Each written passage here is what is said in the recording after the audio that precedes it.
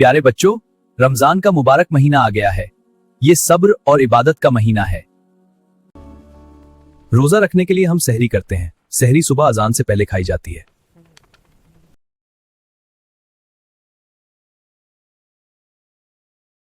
फिर हम दिल में रोजे की नियत करते हैं कि आज हम अल्लाह के लिए रोजा रखेंगे।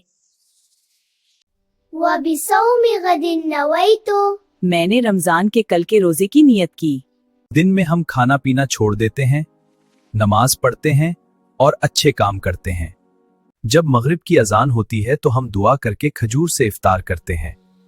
रमजान हमें सब्र, शुक्र और मोहब्बत सिखाता है। प्यारे बच्चों, आप भी खुशी से रोजा रखें।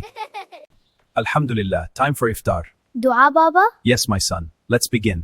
आमीन। اللهم إني لك صمت وعلى رزقك أفطرت.